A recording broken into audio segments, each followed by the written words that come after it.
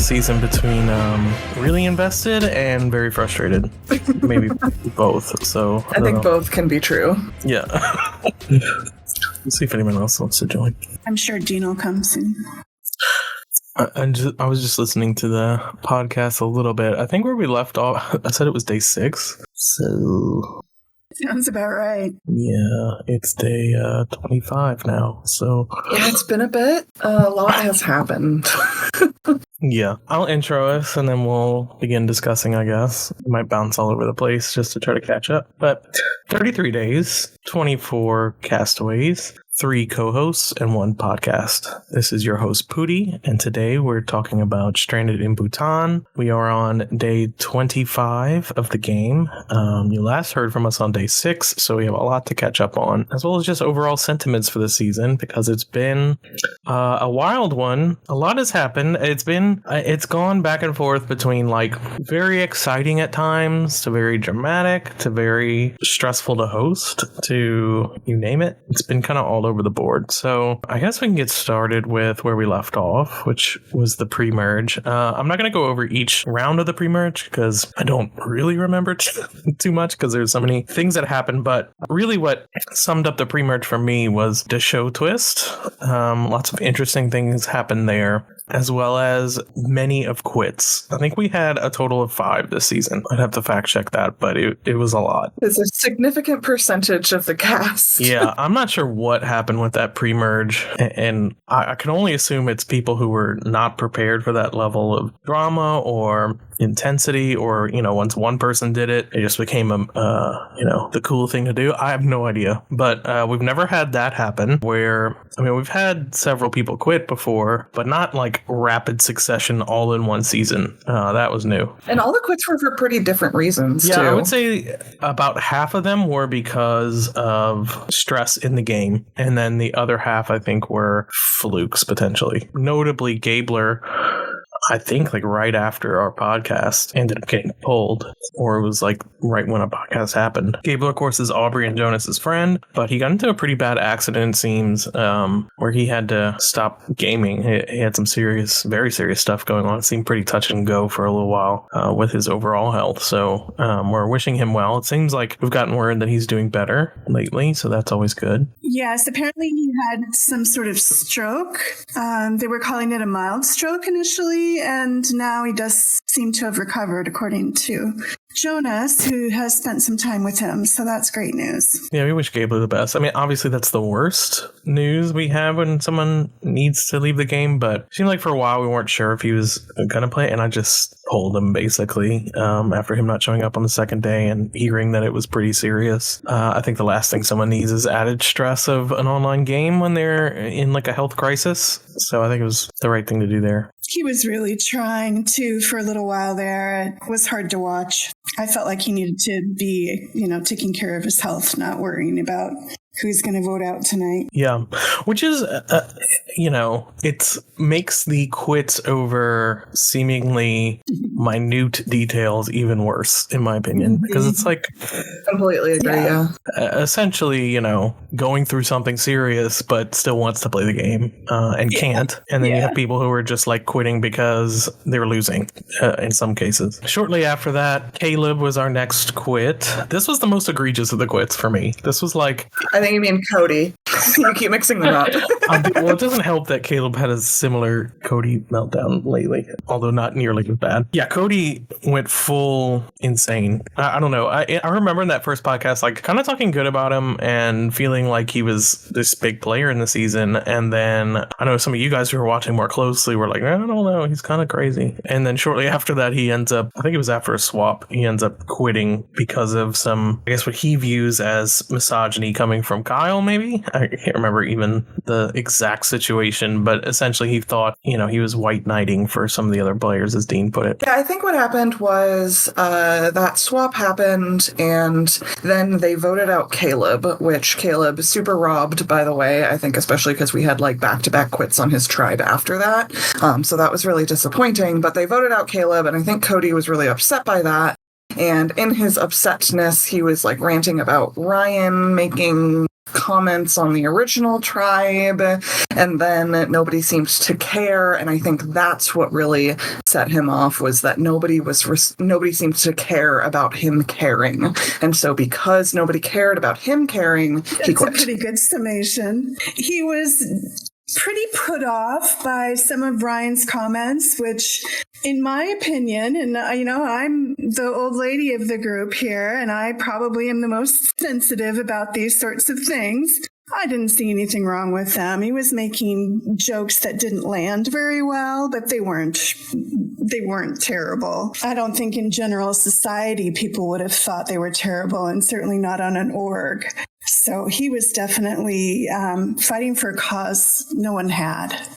Yeah, I almost truly feel like it wasn't that so much as he was starting to lose his control and thus found an easy out in some things. Yes, I would agree with that. I think he had a plan. His plan very quickly got ruined, and then he was blindsided on a vote, and he was just looking for any and all reasons to remove that obstacle for himself, and did it in probably one of the more, I think, disrespectful to the hosts in the game ways to do so. But if he felt disrespected, I guess that's how he thought he should respond. Yeah, it's just wild. I don't know. I mean, I guess it's not shocking that it just depends on the cast, really. Some casts, I think, are more sensitive than others. I would expect younger casts to be more sensitive, but in fact, this was generally an older cast compared to some of the more recent ones. And even the older players on this cast were more sensitive than the younger players. So really just an odd, unexpected turn of events. And we've seen that kind of pop up regularly throughout the season. Darnell was another quit. That one was more like, I just don't think he wanted to play. Not too much on Darnell. Drugs.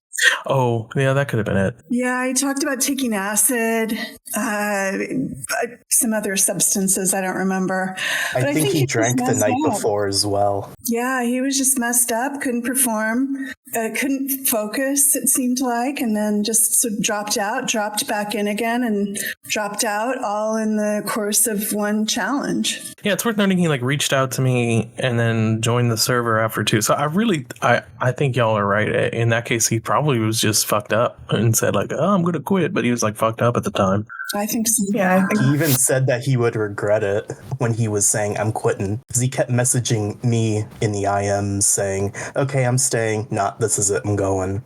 Can't stop him. Yeah, so that was Darnell. And then they vote out Anna. That was one of the other few pre-merge actual vote outs we've had, because all the other ones were canceled basically up until that point, aside from Caleb. Anna was really disappointing to me. I really thought she was destined for early merge. Someone brought up that she was a lot like Jessica from AG&C, and that is so accurate. Similar age, mother, a little out there, although we have grown to love Anna in the Lurkers chat. Just a very big personality, and I think everyone was kind of over dealing with her at that time, and unanimously voted her out, which is also a bummer, because then the next council that ended up getting canceled because of a quit. So it's like we couldn't win this season. I think the next one was Darnell. We had rough luck with Anna. She had a lot of culture shock when she first came in and started playing. She'd never been in an org before, and I don't think she'd really had much of a, I guess, sort of natural adaptive ability, although she's come around after a few days. She just panicked over a lot of things and made mountains out of molehills and really felt some, what I thought was paranoia about some people being out for her when, she wasn't even in that conversation. So she's a lot, but yeah, she's been making herself right at home in the Lurkers server, and I think she's added a lot to the season. I'm happy to have her around. I think Anna absolutely defined a lot of the pre-merge. Even when she was out, people were still talking about her The thing I really like about Anna is she did this because I could tell that she was excited. She didn't even know that online games like this could exist. She was doing her homework, even if it wasn't quite in the right places, but you could tell that she was excited, and she, I guess, was just a bit too into it for some people's liking, where she was a bit too pushing. But yeah, like you said, she's made a home in the Lurker server. I also think she got pretty swap screwed. So I think there's a big chance that, without the quits and with her in a different swap with like she got kind of separated from the allies she had originally and people like Liz, for example. And I think there was definitely a world where she could have adapted and made it into the merge and been a really, really entertaining personality. Yeah, she needed more time to get her feet under her. She's going to come back and be for sure. Different if Anna got the Dash show. Imagine that. Yeah, and it's kind of, we talked a little bit about there's a culture shock of Stranded too. I think people who are not in like the org community, or who are in like, let's say, friendlier pockets of the internet where they're used to like, I don't know, there is a little bit of like cynicism and biting humor and shade thrown that we enjoy in Stranded, and that takes some getting used to. And then I think there are extremes of which I've noticed. We touched a little bit on Kyle, and we'll talk about him more as we go on because there's plenty to talk about. But Kyle really has been kind of the catalyst, let's say, of a lot of the season's quits, controversies, dramas, and he's really kind of a throwback to the old school style Stranded, non-PC, very aggressive personality type. And I would say, like, he's younger. He's also Australian. I've noticed some of the more aggressive personalities that we've had in Stranded have been Australian. So he certainly fits into that type of mold. Like I said, he's younger, so he's certainly more hot-headed than some of the other players. And so that has been really interesting to see up against people who are brand new to gaming or have been in other circles of gaming where it's not so aggressive. And it's just been like a really huge melting pot of personalities this season that has ended up being very explosive, which we aim for. However, I think it's been at times in a negative way, which is interesting, where it has not been the most fun to watch, let's say.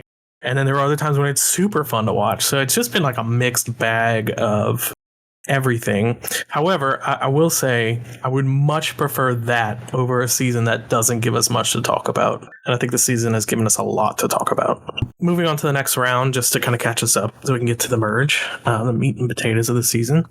Druck goes to council after a swap, and this was an interesting council. This is where Joe is the huge target, and he ends up playing his idol, which idles out Michelle, someone who had threatened to quit several times and never really did, although came very close to it and finally was voted out, idled out, really. Michelle was an interesting character, too. And we had known that going in. I think she had played in James Parker's game before this, and he kind of warned us, like, yeah, she's going to quit and try to sue you. Yeah, like, she has her lawyers on you already. Yeah, which, like, been there, done that. Not the first time that's happened. Shout out, what's his face from Espionage. But it was just really entertaining. And honestly, like, I talked to Michelle after, and she had kind of forgotten about it. I don't know. I think it's just part of her, like, gut punch reaction to losing. To just start pointing fingers at everything being rigged, which is fun, fun to watch. But I do want to highlight, like, Joe's incredible gameplay. Joe is someone who really became a huge target throughout the pre-merge for seemingly, I guess because he was very visible socially, but it seemed like it was just the other tribe assuming he was running things, and that's why he kept getting this target on him. To be fair, he did have like 2 idols, and he was a great social player, so fair enough. But it was very frustrating for us watching because we all love Joe. Yeah, I think it was pretty obvious to the cast that Joe had some experience in like this kind of arena, so to speak. And so I think that really put a target on him early as a huge threat. And with all the quits happening and all of that going on, the players were just really, really stir crazy and looking to make big moves. They kind of got that big move-itis going on and thought Joe would be the person they had to get before the merge. So it was really awesome to watch him play his idol successfully there, though. That was a great The other moment. thing I think, too, is the fact that Joe was a target for at least a few rounds in the pre-merge, and they were all trying to get him out. And whether because it was a quit or because the tribe won, or like this one where he idled successfully, he kept getting by, and it got more people stir crazy, especially because Joe seemed a bit forgiving a lot of the times. And you see in people's confessionals saying, "Joe, please don't talk to me. I want to vote you out." So it was really good to see that unfold. Yeah, Joe is an interesting character. I think he's probably the main character for the pre-merge. He's on jury, so he'll have impact throughout the game, but he, I think, was trying to play an under-the-radar game, but he has been in a lot of pretty high-level games recently on different platforms and done really well. And I just think he couldn't shake that. You know, he couldn't shake the fact that he was really a good gamer. And then, you know, with his very successful idol play, he just sort of had a meltdown where we saw we listened to one of his audio confessionals about how, you know, he pretty much loved everyone. And then the next one was how much he hated everybody. And he just went from sunshine and happiness to doom and gloom. And that was a moment that was fun to watch. He's now presiding in jury, carrying on more lightheartedly now. At least he's the mayor. Yeah, the mayor of jury. You touch on a couple of things. First of all, shout out Daddy Joe. I don't know why Anna threw in two daddies on each time, but hilarious. He's extra. One of my favorite memes, aside from the ultimate meme, which we'll get to later on. But who knew that Pooh would come up in Stranded so often outside of my name? Oh my god. Shout out Peter. Connection. Yeah. But anyway, so two things y'all triggered with the last conversation you had. One, you talked about how people maybe would have been threatened by his prior gameplay. It's worth noting that Michelle went around bragging about the games that she hosted and like how many she's won. And didn't she say she hosted 7 games? 7 over the course of the summer. Yeah. And it kept changing. Yes, that but story. if you look between the two of them in their conversations, I think one exudes experience a little bit more. Well, and I think people voted her out for being a wild card and wanting to quit all the time, not for her gaming prowess. That's just an anecdote I wanted to throw in there because it was funny. And then we had Parker James here, who hosted that game and was ready to rebut all of her false claims to the Lurker survey, which added a lot of color to her story. And then the other thing I wanted to point out was you touched on Joe being like, he certainly started out in a very positive way. And traditionally, I would put Joe's personality in the camp of like happy-go-lucky bystander.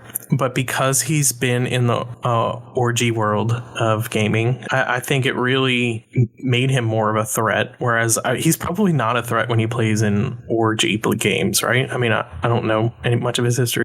Yeah, he's kind of been an under the radar, or sometimes in his Org Universe games, he's kind of been more like messy at different times, or like really tried to push plans and not have them work as much. But I don't think he's necessarily, out of his Orgy games, I don't think he's been a huge threat in most of them in his perception. Yeah. Forced in the last one, the one that Danny won. I believe that's correct. And he was a threat there. Yeah. He was definitely a threat to win there. So it seems like he's evolving. But yeah, he's doing better. He's learning. He's evolving. He's growing. He's going to be great someday. He's still pretty young.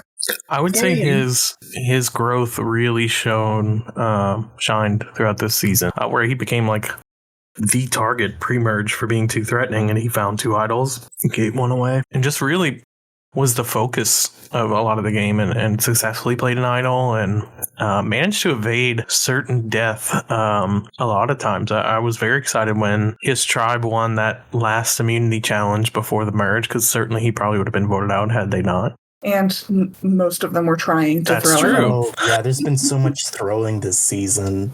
Well, it's interesting because the game was so divided by those initial tribes, which they were only on for 5 days. But, familiarity is easy to latch on to. We've done so many switches post that I think it's definitely become muddied. At that time, it still was very cut and dry. He was on a tribe with all original Druk members, so they were trying to get him out. But now when you look at the merge, it's like not even a factor, which is crazy to come from that situation.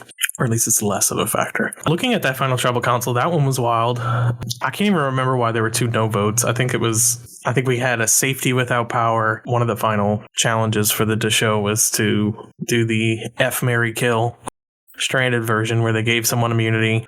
They had someone leave tribal council, but, safety without power, and then someone just lost their vote, but were still vulnerable at tribal council. That was a very interesting tribal council because the vote was up in the air for a while. There were idols galore being played. Unfortunately for Owen, he ended up going home. I really liked Owen. I think he was in the camp of people who were very offended by Kyle and a lot of the more harsh language being thrown around the game. Yeah, Owen was a really great player, and I think that part of the reason he ended up getting targeted too was because the pre-merge was basically like Owen versus Joe for a lot of it, and they ended up getting swapped apart and then became targets on their respective tribes, and that's kind of how we ended the pre-merge, was seeing them both kind of go back to back, ending that big rivalry that had started really forming. Yeah, Owen and Joe was a plot line for a lot of the pre-merge. I think Owen did pretty well for how he played because, I've seen him play in NDIM games with Danny and I think Deshaun as well. And in the game that I've seen him play, he wasn't too much of a, main character, whereas here he played really well and he knew how to get around people, and he wasn't super aggressive to the point where it would hinder his game either. So I think he should be proud of his game. Yeah, I feel like I would like to see Owen back. I don't know if he would like to come back, but I think he was an interesting player. He certainly was building momentum before the end there. I don't know. The pre-merge is such a blur because like half of it was quits. The other half was like a lot of drama surrounding that. And so it just really, there's some seasons that there's so much controversy around the cast that it kind of sucks the air out of the season in terms of like fun and lightheartedness in the moment. It's much easier in retrospect to appreciate how good that season was. But when you're going through it as a host, as a player, it's a lot to deal with. And it's not something you would constitute as fun, but certainly is something that's entertaining and good in retrospect, right? Especially like when time heals wounds and people forgive a lot and they're like, oh yeah, that was just crazy time. And I kind of think that this game will fall into that category. I don't think it's as tumultuous as some of the other ones like Morocco or some that I don't think that they'll recover from, right? I think they will get over it, and the players who have stuck around I think will be fine, and I think it will be remembered fondly, especially because a lot of that tumultuousness happened pre-merge, so I think that will really help. We had a lot of the cream rises to the top, so we had a lot of the good, with the exception of a few key losses pre-merge. We had a lot of the fantastic players make the merge, and it has been a very entertaining merge without a lot of controversies like there were pre-merge. So I think that has helped too in the season's shift in like popularity and our opinion of the season. The merge happens. It was a crazy merge. We did the old Tanzania instant merge, vote out, no time to talk. But what was extra cool about this is that we combined it with the traditional task of the dish show, or in previous seasons we've had the con, the original. It's all the same twists, essentially, where one person has immunity, but they have to perform certain tasks in order to maintain that immunity. The idea being over the course of a season, they get harder and harder, and there's a sunken cost fallacy of, well, I've already done 8 of them, I might as well do this next one too to keep my immunity, because now, the further you go, the more you piss people off. And in this case, the final task ends up being something that's negative to the show. They've gotten the opportunity all season to perform tasks that are to the detriment of other players, and they reap the reward of that with immunity. But this final task with a tribal council right before the merge, immunity's on the line. They've spent all this time pissing off their tribe, and they have to decide whether they want to risk sacrificing immunity for the rest of the game with keeping immunity throughout this next tribal council, which is a big risk because it's a mass tribal council. You're not sure, you haven't had much time to talk to people. People are looking for an easy out during this tribal council, and you've given them plenty of reasons to make you that easy out. I will say I think that Ellie and Ryan did a masterful job all season of doing these tasks, not shying away from them, and then also being able to handle the fallout after they've occurred. Ryan notably was like, yeah, I really should not have taken this. I don't remember. I didn't fully understand what this was going to be, and ended up having to do all the tasks. And he did all of them, by the way, except for this final one. He decided to risk it, wanted to play for immunity throughout the rest of the season, and give up his title going into this tribal council, which allowed, as with all the show tasks, someone else to potentially take that position and complete the task of getting immunity throughout this tribal council in exchange for never being able to play in another immunity challenge or win another immunity. Ellie did not. She took that deal, gave up her chances of further immunities for the free pass to the merge. Ryan was vulnerable. He ended up doing okay at that tribal council because I think most of the focus was on poor Joe, that the rest of the tribe mates have been itching to get rid of for so long, was left vulnerable. Yeah, I really question if it was in most people's best interest to get rid of Joe there. And I wonder, too, if it had been a more traditional merge with time before that first vote, if he would have ended up being that ultimate target. Because I think the reason he ended up just being the default vote there is because so many people on the cast had talked about voting him out for so long, and he couldn't really do anything to fight against that in a whisper setting. He tried. I was surprised at how little flack or fallout, I guess, the shows got for their role. It was... I think it was good timing in some ways for Ryan to take it because he was still dealing with all of that fallout from his failed jokes. I wasn't sure why Ellie took it, but she rolled with it and it made it work for her. She made her mark on the season for sure. She was fun. They were both fun doing these tasks. Yeah, the thing with the show is you would think that a lot of these tasks would make people really dislike them for doing that, but any sort of, not criticism, but just wanting to vote either Ellie or Ryan out have been more to do with the games that they've played without the Death Show factoring into it. I'm not quite sure why Ellie decided to keep it at the merge. I don't know if she confessed or not about it in her confessional, but Cassidy took Ryan's Dash Show title, and I think that she made it work for after the merge vote. Yeah, I think that was also a really smart decision by Cassidy because I do think she would have been the secondary vote there. I think she correctly realized that she could become a default in that Whisper Tribal, especially Joe might have pushed her if he had had that opportunity. And I think that was probably a smart decision by her in the moment. Ellie, I think, was more just like, I'm living in the moment. I'm doing this. Let's do it. I've got this task and let's grab this by the horns and take advantage of every opportunity. And I really loved her as a player. She wasted no time to claim it. God bless Ellie. I mean, really someone she's a brand new player. There were a couple of these that were awesome this season, but she's really someone who embraced the game in general, but specifically around the show title and tasks, and just was game for anything. And maintained her popularity throughout, and even received the most extra votes, which will come back to haunt her, on her way throughout the season. People that she was voting out were giving her extra votes left and right, which just really goes to show how popular she was and how she was able to take something that should have tanked her game preseason, and she really, like, everyone was very endeared by her as Wild. Yeah, she's super popular. And then on the other side, we've got Cassidy, whose activity level was not great. She's doing better now, but it's still not as good as most of the other players. So she's still suffering a bit from that, scrambling extra hard. Those two couldn't be more different in terms of personality and how they approach the game. It's really interesting. I mean, the whole situation is interesting with Cassidy, who's played by Isolated's Amanda. In Isolated, she was like very much in control of the whole season, won most of the HOHs, drove her alliance, and kind of just almost commanded what she wanted and got her way most of the season. Yeah. Here you have kind of the polar opposite situation. She's not threatening at all. She even gave up her chance of winning immunity, which is very interesting.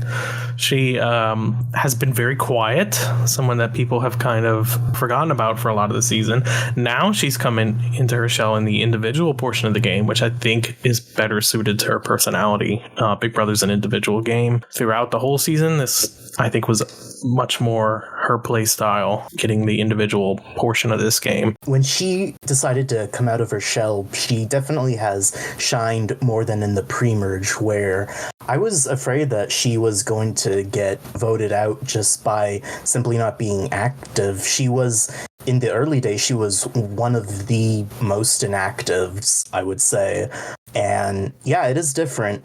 Her personality here, because on Espionage, she was very loud. I could tell I was an ally of hers there, and like I remember having to calm her down if something was making her angry and wanting to just go full over the top.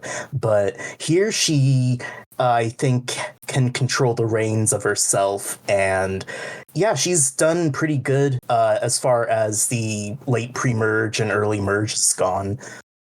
Now, I don't want you guys to forget, though, that even though, yes, she was more quiet in chats, she was iconic with tribal challenges. And the Janine versus Cassidy versus Kyle, all of those interactions in public challenges were, I think, really fun and set the stage for a lot of the merge tone as well. For sure. We saw the old Amanda showing up personality-wise. And it's worth noting she's still in and has a good shot at this. I mean, you know, there were times where it was touch and go, for sure. Yeah, she's got as good a chance as anyone else right now. So Joe goes that first tribal council. Ellie follows the next round. Kind of sad because she didn't realize she was going, didn't play her extra votes. I don't think it would have mattered anyway because Sammy ends up playing his extra vote. And then... who didn't vote? Scott didn't vote. Scott's been kind of frustrating. But it ends up not mattering and Ellie goes home. Very disappointing that Ellie goes, but, you know, I mean, it's to be expected. The big players end up going early merge, and it's an appropriate place for her, I think. She certainly was a star this season, and she's going to be in good company for the next few votes of big personalities that get voted out. She already has. So the next tribal council, it finally happens. Our boy Kyle is targeted. It's worth noting it was a very close vote, 9-7. Is this the one this is the one where Sammy plays his extra vote on Kyle? Otherwise, it would have been very close. And then Kyle ends up playing three of the extra votes from Ellie on Jesse, making it 9-7. Very exciting tribal council. Just complete chaos, which we love. We really didn't know what would happen. It would have been incredible had Kyle pulled this out. But it wasn't meant to be. He got a stereotypical villain early merge boot, but certainly cemented his place in Stranded history books, as far as I'm concerned. The legend. I think a lot of us didn't think we'd like Kyle much from his interview and application. He's quite confident, one might say cocky. But he turned out to be a very active player. He tried his best. He thought he would do better than I think he ended up doing, and handled that ultimately pretty well. So I've been more impressed with him than I expected to be. And he'll hear this and think he's a god for having someone say it. Yeah, I feel like I think this comparison has been made by people in the Lurker server that he kind of took a similar role as like Jean Robert in the Indies, where we all went in thinking like, oh, it's going to be so fun to root against this guy because he's so full of himself, and that's really going to be his place in the season. And instead, we're all like, oh yeah, Kyle, do it, do the thing, get your job done. And it's just a very interesting turnaround. I'm going to make another comparison. There are several I can make, but I think this is the most apt. And really, I think it might apply to this season as a whole. This season really is shaking out a lot like Indonesia, Joaquin's first season, where we have very similar players, very similar game setup with the two tribes that are sticking together, and it's kind of a frustrating situation for a long time. Lots of drama happens. By the way, that season was also one that at the time was not looked at very fondly, but it has aged incredibly well and has a lot of winners that came from that season and iconic moments. But really, Kyle is cut from the same cloth as Dan. He's not as problematic as Dan, but maybe a little bit. They're both Australian. They both say things for shock value. They like getting under people's skin. And interestingly enough, in that season, you would think, knowing Dan and knowing his antics, he's one of the most infamous stranded players for those listening who'd have no idea what Indonesia was about. He's said some problematic shit and has gotten in trouble and everything else. But in his season, he was known for being this very similarly this huge personality. But at some point, he became so popular for that, where the majority of people in that season ended up loving him. I think even maybe after he was voted out, where, they kind of got used to his personality and then ended up, he was kind of the voice of the jury after that. And it's just very interesting how someone can become so popular after the fact, whereas in the moment when you're playing with them, it's very easy to be upset by what they're saying and hate on them. But then afterwards, you're like, he's actually pretty funny and he's fucking aggravating, but somewhat lovable, strangely. I don't know if I would be here shooting me down for saying that about Dan, but that was the case with his cast. I think he was very high up on like fan favorite votes and everything else. And so, and beyond that, the next season he went into was an All-Stars, and he was kind of that player that everyone wanted to play with because he had so much fun during his season. And I really think that's the case. Jean Robert didn't end up being that lucky, but I think that's going to be the case with Jean Robert and Kyle. These are players that were very off the cuff, zero filter, underdogs who managed to eke by longer than they should have. And people generally tend to like love that in a villain, right? And so I think they want to, part of us, I think all of us wants to have that ability and that side to us to just have fun and throw everyone's opinions of you at the wind and just be a villain and fuck it, right?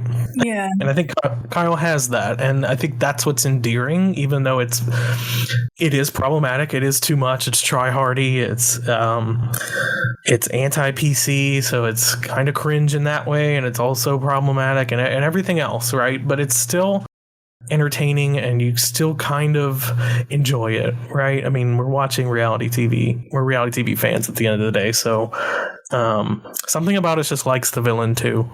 And I think that is going to really age well for Kyle. I would put him in the same boat as a Dan, as a Patrick, another famous Australian who is in your face and controversial. And so I think it's playing out a lot like that season. I think even they're in the same position boot wise as Dan was, and I have a prediction that's how this is going to go. I think he's going to be very popular, even with the cast that found him problematic throughout the whole season, postseason. Yeah, I agree with that take. I think that we and his fellow cast are going to forget his poor social game and going to see his bold moves and doing whatever the hell he wanted to do as positive. So I agree with what you've just said. I think it's also, we'll bring it back to Debbie because why not? I think it's easy to, when you're playing with that person, like nobody wants to play with Debbie, right? Like if I was in the game, I'd be like, fuck that, she's crazy. Who knows what she'll do? Trustworthy. But like watching it, of course, I'm like rooting for her to go as far as possible because it's entertaining as hell. And I think that's the same thing with Kyle. I probably would be pissed off by his shit in the game, right? And I would probably go up against him actually. But like from an outside perspective, it's very entertaining and I want to see him go as far as possible. And I think that you do get some of that perspective afterwards, especially when the players will talk to some of us and we're have different takes than maybe their perspective was in the season. So you never know. And interestingly, Kyle has made some effort to apologize for his words and the social game he maybe should have had when he was playing is coming out in jury. Yeah, I do think there is a bit of, there's some edgelord stuff where you want to be controversial. And certainly I'm in that category too with my personality, where sometimes I just want to push a button and see if I can get people to react. But I do think that there might be a human level of that beyond that persona that is not all bad and not all just fucking with people, right? Yeah. Deep down, I think it is when you really look at him a lot, especially like me, because he's just so entertaining. I really want to analyze everything. And oh yeah, he's been a force in the jury house. One of the biggest personalities there for sure. So that was Kyle's boot. The next boot ended up being NECA, who I loved throughout the game. I thought she really, it got on everyone's nerves because of the flip-flopping and everything else, but I really enjoyed her as a player. Someone who I think played the game to the fullest. It might not have been the best gameplay, but I certainly enjoyed watching her throughout the season. Yeah, completely agree. She was just super, another new player to orgs, and somebody who really went in there and was unafraid to try to take risks and to try to push agendas. And yeah, it might have backfired on her, but I'd much rather see that in a season than somebody not trying to do things. It's worth pointing out at this time. Did you have something to add to that, Susie? Well, I just wanted to say how much I admire NECA's originality in her gameplay. She has very limited experience. She told us she was reserved when she came in, and that held up. She is somewhat reserved, but she's also super sneaky. And I didn't see that coming necessarily from her, so I appreciated that aspect. I think there are a lot of players, the ones that come to mind, Ellie, Janine, NECA, Liz, maybe even Peter to some degree. These players that didn't have a ton of experience, if in some cases, if any at all. I took to this like a duck to water. It might not have been the best showing, but it's also their first season, so it's a very authentic showing. And I think that is very endearing, and we love to see that, especially on someone's first time out. So I'm really hopeful. I think that a lot of these people show massive potential for a second season where they improve a lot or kind of know what they're doing the second time out more than they did in this season. And kind of know what to do with that. And I think that there are a lot of players that fit that bill. And even I had to even remind myself afterwards, okay, because we did have quite a few more than usual this season that were experienced gamers in different pockets of online gaming. I had to remind myself who were the complete new players, and there are quite a few that are kind of shocking looking back. Yeah, I love the originality that they bring. They don't know what works, what doesn't work. They just know what they can think of at the time based on their resources and their own life experience. That's really interesting to me. That's one of the best parts of Stranded, I think, because you look at other orgs and a lot of them are people who have experience playing, so they know what they're getting into. And as Pooty said, it's just more authentic. Even if they don't play the best game or the most entertaining game, the authenticity is what really sells it. And it makes it exciting to see if they come back for a second season, how they will play again, knowing that they now have some experience. Yeah, and I think there is always some, it's a trope that applies to many things in life. But there is something special about your first time. Your first time playing Stranded, your first time playing an online game. And for a lucky few, those are both the same experience. And that's the case for a lot of people this season. And not for nothing, but a lot of you guys who are on this call right now, I think maybe all of you guys got your first gaming experience with Stranded or Isolated. Yep. Yeah. Yep. So it's a rite of passage, but I think it also, the likelihood of someone sticking around after and becoming entrenched in the game and following Stranded throughout and becoming active members of the community, I think that goes up significantly when it is your first online game. I've noticed that, yeah. And I think it does help shape your outlook on gaming too. I know a lot of people start in Stranded and they go on and dominate other games because they don't have the same commitment level as Stranded might, or the challenges are different, or they're Discord games or whatever, and they all do very well outside of Stranded. So I think it's just a very intense experience to start out. So if it's your first experience, you're kind of accustomed to that. So I'm excited for that with a lot of these players. Just to wrap up, because we have 2 more rounds to talk about. The next round was a very close vote between Janine and Cassidy. Janine ends up going home. I love Janine. Wait, didn't Cassidy go? Am I fucking that up? Yeah, it was a close vote, but Janine's extra vote really threw it over. I think Cassidy Janine was used still her in the extra game. vote there. I thought you guys were just playing a bit there earlier when you were talking about her still being in. Yeah, I thought it was you're trying to make it in the moment to not spoil things for No, later. in the podcast. I legitimately retroactively had Cassidy still in the game in my mind. Oh no, you haven't been reading Ponderosa between Cassidy and Kyle. That's true. a whole saga. Maybe I just blocked it out. Fair enough. But yes, it was going to be a really clear Cassidy vote, like 9-2 or something ridiculous like that, whatever the numbers were at that point, I don't remember. But in the tribal, there was a whisper session last minute that almost flipped it to Janine, and Janine playing her extra vote was really the only thing that saved that. I think Ryan led that flip within tribal. See, Lavita, you were worried about not knowing enough of the season, and here I am talking about people who are no longer in the game. Also, I think it's worth mentioning Ryan and Sammy's dynamic duo. I'm someone who's incredibly annoyed by Sammy's domination this season. Just as I root for the underdog naturally, so that's part of it. But also, I don't know. I feel like a lot of the dirty work is done by Ryan, and Sammy is getting a lot of that credit. So that's a little frustrating. Sammy has been gifted so many things this game. It's ridiculous. Like, Joe gave him an idol randomly. Ryan gave him an idol. He's got extra votes this way and that way. You know, it's really, really impressive. But idol. yes, I can also understand the frustration. Yeah, I mean, you have to love it because he's such a big player now and target and everything else, and certainly a star of the season.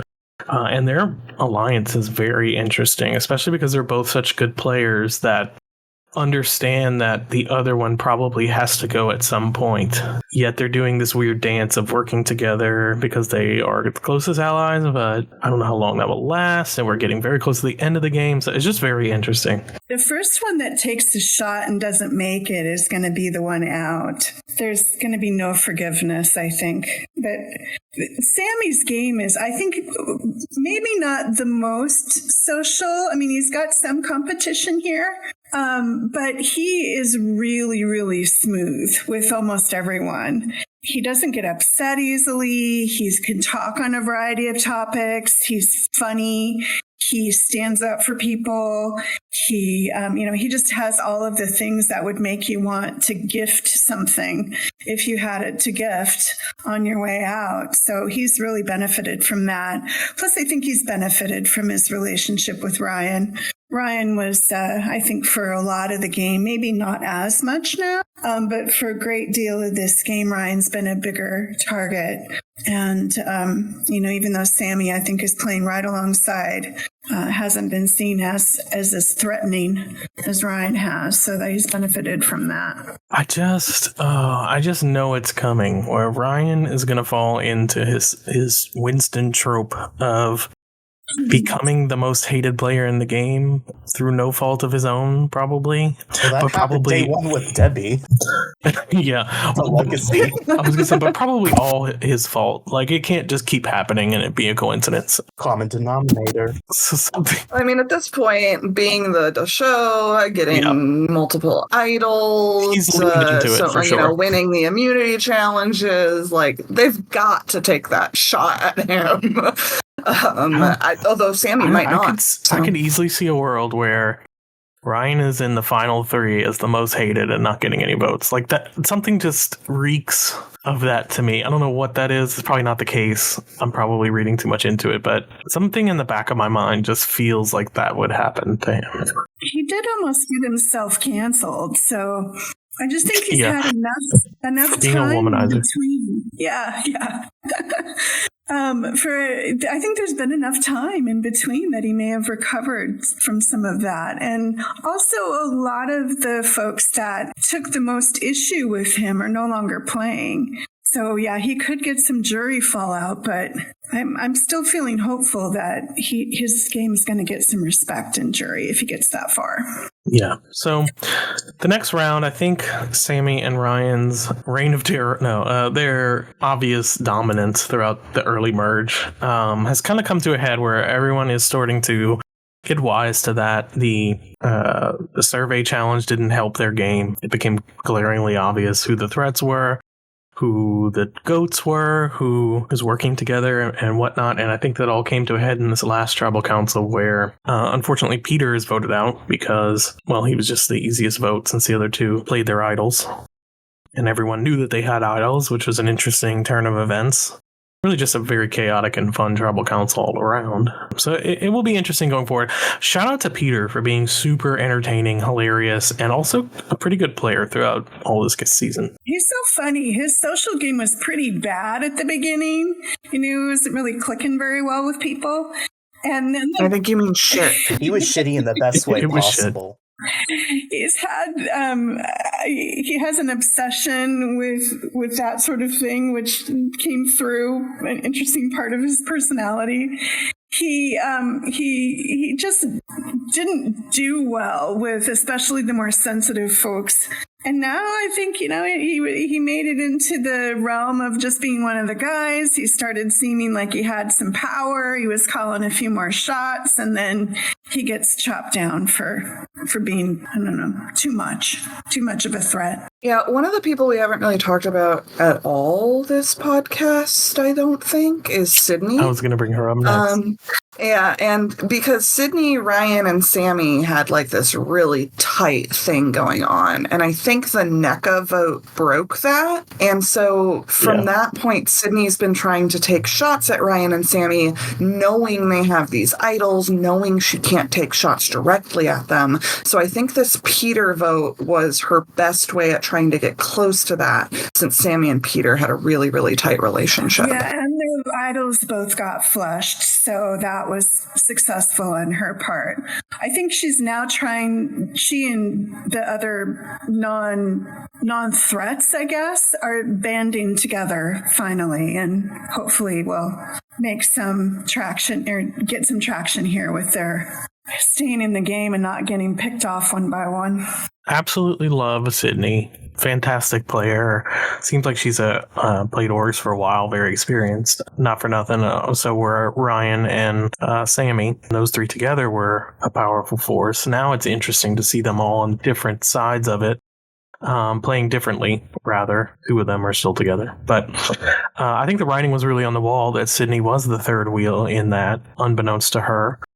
And they really took a shot at some of her allies. So that coupled with the revelations of that challenge and a lot of other things finally led Sydney to come into her own here. And I also think there was a point where she was either relatively unlikable to a lot of the players or at least on the outs in a lot of ways. And now finding that footing and starting to turn that ship around. It's just very interesting. I think she's one of the people who I really could see winning this whole thing, or at least ending up in that Final Four robbed goddess spot. She's a very good player, and also like really interesting in the way that she's intertwined in all the dynamics in a way that not many players are this season. So I'm interested to see how this plays out with her. She definitely has a shot to win if she makes final tribal council out of who's remaining left.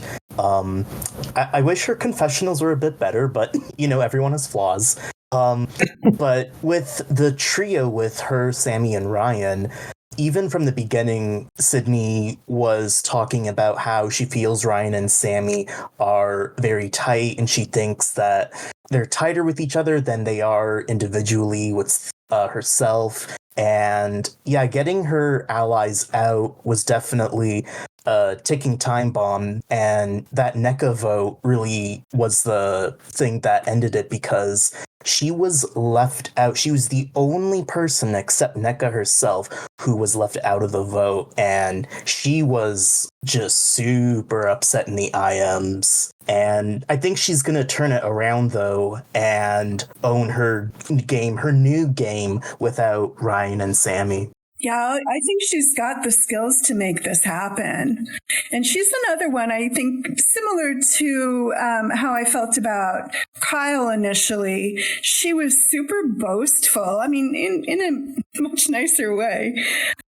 But super boastful about how she'd come off 5 wins and she expected to get her 6th one here, and, just somewhat cocky. And I didn't expect to like her as much as I do. She's awesome. And if she can corral another group, another alliance to work with her and make it to the end, I think she gets lots of votes. Of course, it depends on who she's up with, but... Well, there's 4 more players that we have not yet had the chance to speak about that I want to get to. Yeah, can we do just our final 8? Just list them out real quick for us. We kind of talked about Sydney. We talked a lot about Ryan and Sammy. One person we have not talked about at all, Jesse, I think has been very interesting. This, of course, is Leslie's husband. But Jesse has been in this role of under the radar, but playing very hard. And that is very interesting. I could definitely see Jesse sneaking into a final 3 and being competitive. I don't know if I see a world where he wins at this point in time, but certainly he's been in the mix and living this game to the fullest. And I think a lot of these players who are in a similar position to Jesse that we'll talk about in a second, got a rude awakening with that challenge, the survey challenge, and watching their reaction to it and how they've played since has been very interesting. And I think Jesse is actually someone to look out for. I do think he's got quite a bit to make up in terms of visibility, but not out of the realm of possibility. And he was the alternate vote there. It looks like Ryan and Sammy both voted for Jesse last round, which is interesting because he had been working with them for a lot of the game. So I'm very interested to see how he navigates this end game in Final 8 as well. I think he's got a great shot to come up and win if he makes the right moves in the right spots. Yeah, I think if he bands with Sydney and, I don't know, maybe Noelle and Scott, he can get a group together to survive. And I think if he wins a few more immunity challenges, he's going to get his visibility he needs. Someone else we should talk about, Liz. Liz is one of my absolute favorites this season. She's brand new to this. Not the biggest personality, but very much in the game, very likable. And someone who I think is poised to do very well. I would actually put her at the top of my winner picks at this stage of the game, because I think she has the right amount of visibility and gameplay, but is not threatening enough to, say, be the next 3 boots, right? And so I think that positions her very well. I think there is going to be a time where she needs to make some kind of move to warrant that win, and I would say the same thing about Jesse. But they are both kind of in the same position, in my mind, of low visibility, high gameplay that could get you the win. Yeah, I love Liz too. I think they're in very similar spots, like you were saying. I am a little worried that Liz would have more of an upper battle in terms of how she's been talked about on the jury so far. But I do think that they're in very similar spots right now, and I love Liz's personality and her confessionals and kind of the energy she brings to her approach. She also has a really innate confidence that comes out. And she's used to dealing with all kinds of people with her job. So that's really coming out as well. She seems adaptable. She's like not taking shit from anyone. She's having a great time, which is super fun to watch. And she's scrappy, trying to figure stuff out and figuring out how to get through the next round. And you just love to see it. And I would be happy to see her as the winner. I think that she does have a way with words, so she could write a pretty compelling final tribal, speech and maybe turn some heads that way. Someone else I want to talk about. This person I think has less visibility than those two, but is very interesting to me for a lot of reasons, and I think has actually had the biggest wake-up call lately, and that's Noelle. I want to commend her, first of all, for taking the brutal onslaught of my questioning at tribal councils after the Scooby-Doo reveal situation. I'm all but branded her as a Scooby-Doo revealer. But I want to commend how she's taken that in terms of really thinking about what I was saying in a way to turn it around. And I do actually think she possibly could turn it around. It's just going to take a lot of work because she has put herself in a very, very under the radar situation and almost to the point of falling out of it. However, inactivity level is obviously a key contributor to that. But we do know that she is someone who's a very old school gamer, so certainly has potential. And I do like her attitude since having been part of that discussion and not to mention a lot of the heavy hits in the survey challenge. So that's someone else I want to watch out for. I don't have high hopes. I think she has high Final 3 GOAT potential, which is scary. But I do think there is a world where she turns on the gas, maybe overdoes it, which would be fantastic, in a way to get out of that label that has pretty much been foisted upon her by me. She definitely took a hit when you were telling her basically to everyone that she was a GOAT. She really took that to heart and stepped it up, which I know is better than some other people where you've kind of called them out for not doing much and most of them just sort of accept it. Like, yeah, you're right, but it's my game. But Noelle is really starting to come out here. I don't know if it's too late for the perception of the jury if she makes it to final tribal council, but it's final 8. She still, I think, has enough time to change that around and make a name for herself. Yeah, it's getting to the point where she needs to do it now. However, there is someone I did not, I've ridden him enough, but Scott, someone who I don't have the same faith could turn it around because I don't think he's active enough. I don't think he has the wherewithal to do it like a Noelle. So therefore, I'm not even really bothering, to be honest with you. I just don't think he has it in him at this point. I haven't seen enough of that. I'm going to go in hard on him tonight, probably at Tribal Council, but it's not going to shock me if he's the easy GOAT to the finals. And I mean, he's really not even showing up that often, so it's hard. Bless his heart, he's probably going to make it to Final Tribal Council, just not as a winner. So yeah, he is someone who was fun at the beginning with Kyle. I do think he has that personality in him. He's just not around enough, so it's hard. Yeah, I think he's really funny. He's got this really funny, dry humor to him. But when it comes to the game and playing the game, I haven't seen nearly what I was hoping to from him. I'll say this: it is reminiscent of players who have played, had massive potential, and then afterwards realize their mistake of not having the time. And it has happened before, albeit rare, that people come to me begging to play again, and knowing their mistake of not being able to commit enough time the first time and really showing out in their second performance. I could see that for Scott. I just don't see it. I don't see a turnaround this season for him. I would agree with all of that. He's unfortunately not. He doesn't seem as bothered by his inactivity as Noelle does. So, yeah. And she's got so much more experience. I think he's probably he's probably going to be drug at this point to the end. Yeah. I'm certainly going to make it very difficult for him in these last couple of days. I gave Noelle her injection of hope because that's the person who I think needed it. Now I'm just going to be berating Scott for the rest of the season. RIP. Last but not least, one person we didn't really get to talk about too much was Janine. Janine was a last minute addition. The original Janine quit on us, another quit. But the new Janine has been fabulous throughout. Loved when she took over the title of the show. Love that she was smart enough to get rid of it early enough and narrowly survived that last tribal council. Thank you, Levita, for reminding me that she played her extra vote on, and has kind of been someone who, super fun personality, is kind of, I don't want to say, I'll just say she's bumblefucking her way through this season. Yes. You know, failing upwards, maybe. It's very entertaining, that's though. Kind of a good way to put it, yeah. Yeah, I was going to say that she's had like kind of the most unique, experience of the whole cast, and like has the most unique approach too, and just she's the most unpredictable. I feel like I've never really known where her head is at and what she wants to do, and I'm constantly just waiting to see what she does next because it's always fun. But the bumble fucking upwards is definitely the way to put it. I have no idea how she'd do if she got into the final tribal council, and I am really excited to see if she does. I just love her. I can't help it. She's very funny. And just the comedic relief of this season.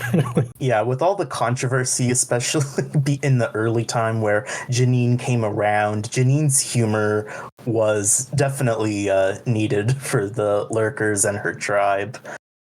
And she didn't even vote last round. She had no vote. We haven't even mentioned that. She got it taken away because she broke a rule accidentally and shared a screenshot of a whisper to just rub it in Cassidy's face while she was heading out the door. Incredible. That was probably the best way you could break that rule. So unnecessary. A character moment. So funny. All in all, really, this final 8 is very good. I mean, I think Scott is the major weak link in the group, and unfortunately that means he'll probably get to the very end. But everyone else has something to offer, and there's something there. Some more than others, but there is certainly the potential in all of them to maybe even win, but certainly make a run of it. And there's some serious gamers left. There's lots of game left to play. The extra vote twist has worked beautifully. I think it's really added a lot of almost like an additional layer to the game of jury management in like an extreme way, and also has kind of opened up more possibilities for the players. So the deeper we get with this twist, the better it has gotten. But all in all, really fun merge, which was desperately needed after the clusterfuck of a pre-merge. And we knew that the players this season were really good. We casted 24, so we did have some leeway, thank God, because we needed it. But fortunately, I think it's turned around. Certainly the merge has been a traditional stranded merge in terms of dramatics, gameplay, big moves, big twists, big unexpected things, big comedy moments. And really, it's just been really fun to lurk. And I really hope the players that are playing it have also enjoyed it to that level. And I hope the players who have not enjoyed it will look in retrospect at the entertainment value that was provided.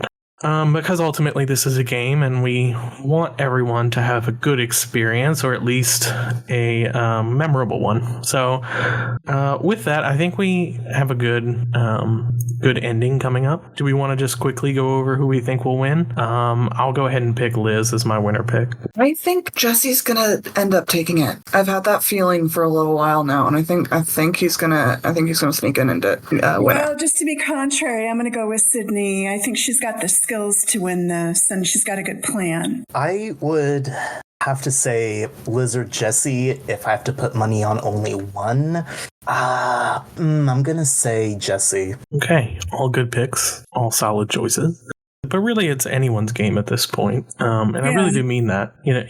Yeah. There's enough leeway left where I could really see a world where Ryan and Sammy continue to dominate. I could see a world where Janine bumblefucks her way all the way up to the top. I mean, it's just, you never know, and that's always fun leading into a final. Yeah, I have no idea what's going to happen tonight. It's final 8, but we've got like 5 extra votes between Liz, Sydney, and Sammy, plus Sammy having an idol. So, and a lot of people really eager to start trying to make moves right around this time. So I think we're in for a couple of great nights. especially when there's still a few extra votes left to give out when the jury keeps building up.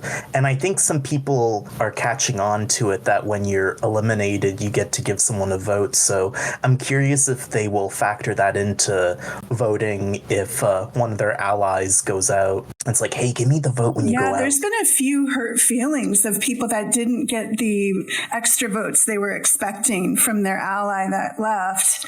And then, unrelated to that, a different comment. I just think that our winner is going to come from OG Druck. Janine, Noel, Scott, the OG Garuda are going to have to ally closely. I think their best bet is Sydney and Jesse to get something going with them. And if they don't, I don't think that they stand too much of a chance. It doesn't help that Garuda at Merge just kept eating themselves and left Druck to, prosper. It is shocking none of them have caught on to the fact that every single boot since the merge has been an OG Garuda, despite them coming into the merge with a vast majority. But I think that, the lines have certainly been blurred. I think they were even blurred now with Druck Tribe. I don't think that they're all together, certainly. There's plenty of game left to play there, which is great, to be honest. But yeah, I mean, if you're looking at the roster, the chances of Janine, Noel, or Scott winning are very low compared to the other five. So it's just, it's not there, but you never know. I mean, like we said, certainly these players can turn it around. All right, I'm going to go ahead and call it because we've been talking about them for a long time, although we had a lot to catch up on. As I said, the makings of a great final week. I think the season has really turned it around since the merge like we had hoped. I think it's going to end up being a great season, as almost always is the case, but certainly was touch and go there pre-merge with all the quits and everything else.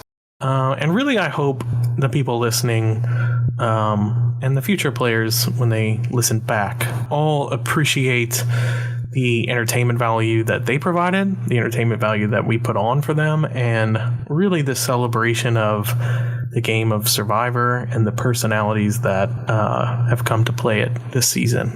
And I want them all to know that while we roast them time to time and everything else, we do genuinely hope to keep all of them in the community. We welcome them with open arms, and we appreciate all forms of gameplay, which must be said after the last few days in the Lurkers Lodge, which have been somewhat tumultuous, but I think have settled down. And some of the earlier things that happened this season. Ultimately, I think the timing has been sensitive with the election just happening in America. And we play online games to escape. I think a lot of times we let out frustrations in them. We take a lot of the real world into them, and that's fine. That's part of the experience. But I think it's also important after the season is over to remember that it was a game and that we're all here just to be entertained. And whether you're playing the game to be entertained or you're watching the game out of entertainment, we welcome all types, and we hope that you all have enjoyed what we've put on for you, because a lot of these guys have put in a lot of work, not just myself. A lot of the co-hosts have stepped up a lot this season, and I greatly appreciate that. Hope that the rest of you eventually also want to help out and help this community thrive. So with that, I'll get off my soapbox and we'll watch the drama unfold as more controversies arise, I'm sure, in this final week of Stranded. So with that, this has been your host, Pooty, and we'll see you at the next podcast. See you next Tuesday. Bye. Bye.